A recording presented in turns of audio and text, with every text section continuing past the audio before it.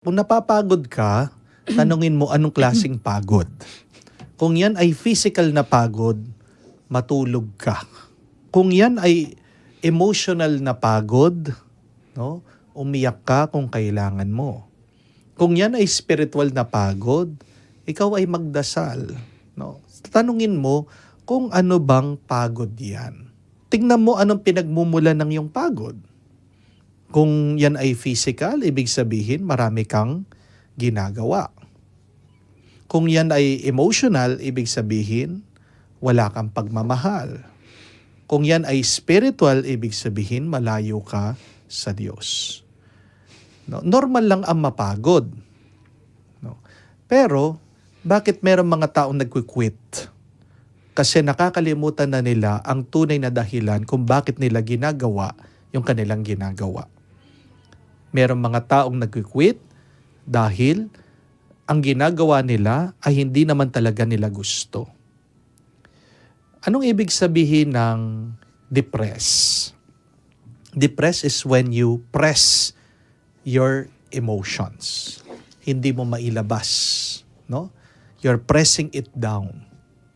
So, you don't need to be depressed if you're open to God.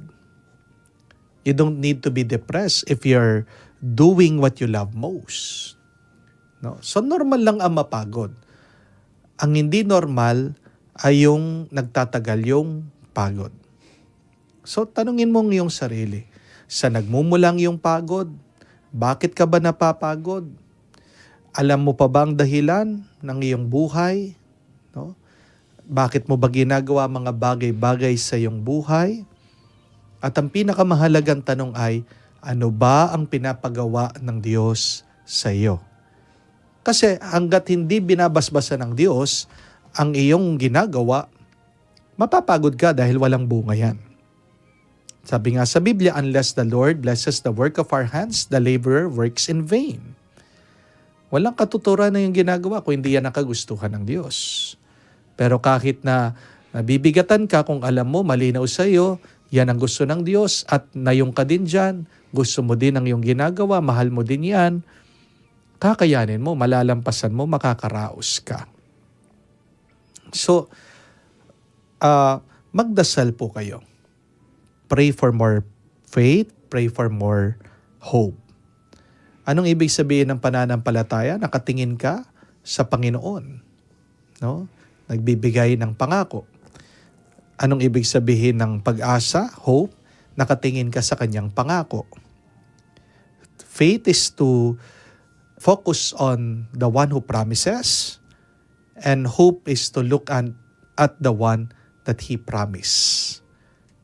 So, hopefully po, makatulong ito. Huminga kayo na malalim. Labas nyo lang, bundong hininga. Tulog nyo lang. Kumain kayo. Baka gutom lang yan. Dahil talaga, pag gutom ka, di ba, hindi ka makakaisip. No?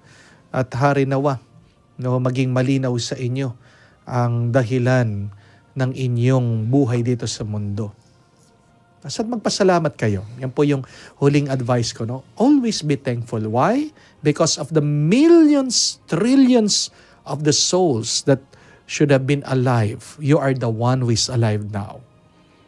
Ganun po ang chances natin para mabuhay dito sa mundo. No? Trillions. Pero ikaw pa yung binuhay ng Diyos. Ikaw pa yung humihinga ngayon. Bakit mo kikitilin ang iyong buhay? Bakit ka susuko? Kung gusto mong sumuko ka sa Kanya. No? At kung talagang ayaw mo na, sumuko ka dyan sa iyong ginagawa. Walang masama sa kabiguan. Because we learn more, we learn a lot from our mistakes than from our triumphs. No? Ang problema lang na napakarami sa atin ito. No? Ayaw nating matuto sa ating mga pagkakamali. Ayaw nating tanggapin ang ating mga pagkakamali. If you have reached rock bottom, then be thankful. You create your life there na mas matibay na ang iyong buhay. Isipin mo, rock bottom. no, talagang sayid na sayid ka na, sukdulan na yan. Pag dyan mo tinayo ang poste, ang pundasyon, kahit na dumating ang the big one, ang earthquake, no, matibay pa rin ang buhay mo. There is always a silver lining, no, in the midst of our storms. There's always a rainbow after the rain. There's always a light at the end of the tunnel. There's always blessings in our curses.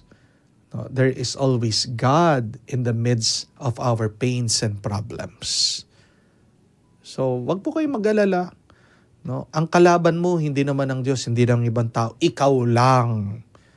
No, tigilan niyo po yung mga negative na iisip niyo. No, pag pinakikinggan mo yan, hindi naman lahat ng naisip mo tama. No? Bumalik kayo, makinig kayo sa salita ng Diyos. The best inspiration that we have is in the Bible. Go back to the Word of God. Okay? We are praying for you. Please pray, pray, pray, pray, pray. Thank you po. Kakaluguran, kumusta po kayo? May mga gumugulo ba sa inyong puso at isipan?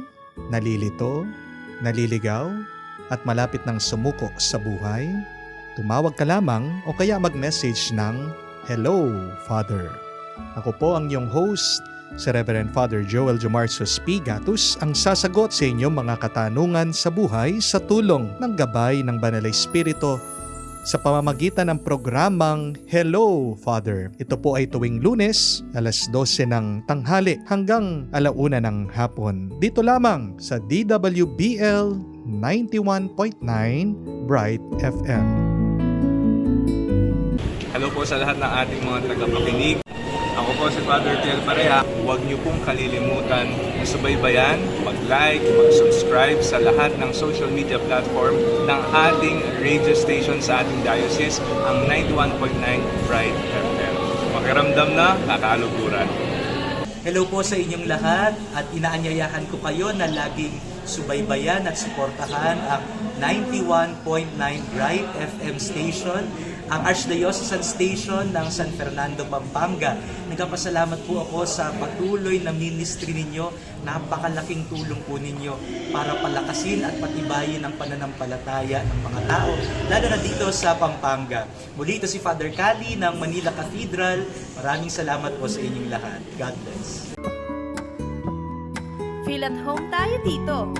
Enjoy life at Bright FM 91.9. Friends tayo.